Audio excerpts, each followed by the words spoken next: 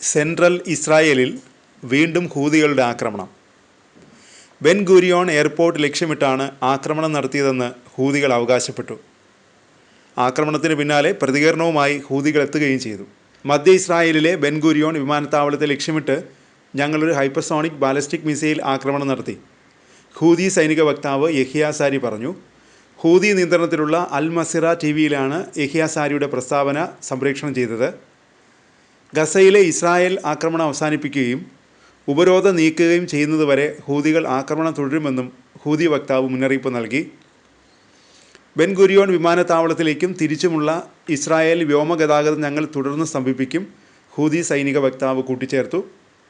അതേസമയം ഹൂതി സേന മധ്യ ഇസ്രായേലിലേക്ക് തൊടുത്തുവിട്ട മിസൈൽ തടഞ്ഞതായി ഇസ്രായേൽ സൈന്യം പ്രസ്താവനയിൽ അറിയിച്ചു.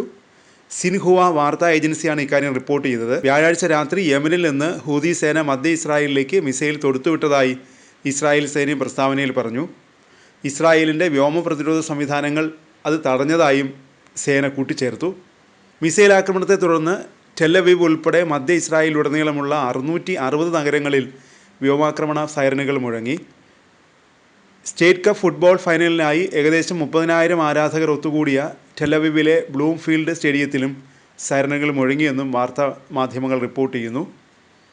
ആക്രമണത്തിൽ ആളപായം ഉണ്ടായതായി റിപ്പോർട്ട് ചെയ്തിട്ടില്ലെന്ന് ഇസ്രായേൽ അധികൃതർ അറിയിച്ചു. യമനിൽ നിന്ന് തൊടുത്തുവിട്ട മിസൈൽ തടഞ്ഞു. പ്രോട്ടോകോൾ അനുസരിച്ചാണ് സൈറനുകൾ മുഴക്കിയത്, സൈന്യം വ്യക്തമാക്കി. യമനിലെ ഹൂതികൾ ചെങ്കടലിൽ US കപ്പലുകൾക്ക് നേരെയുള്ള ആക്രമണം നിർത്തുമെന്ന് പ്രഖ്യാപിച്ചിട്ടുണ്ട്.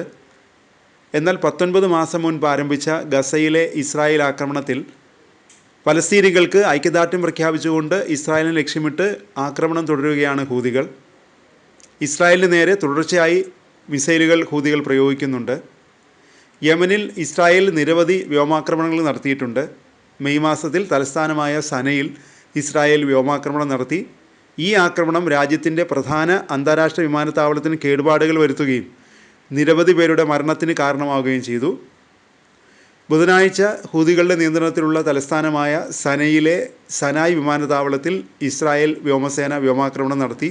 റൺവേ, മറ്റടിസ്ഥാന സൗകര്യങ്ങൾ, വിമാനത്താവളത്തിലെ വിമാനങ്ങൾ എന്നിവ ആക്രമണത്തിൽ നശിച്ചു. വടക്കൻ യമൻ്റെ ഭൂരിഭാഗം പ്രദേശങ്ങളും നിയന്ത്രിക്കുന്നത് ഹൂതികളാണ്.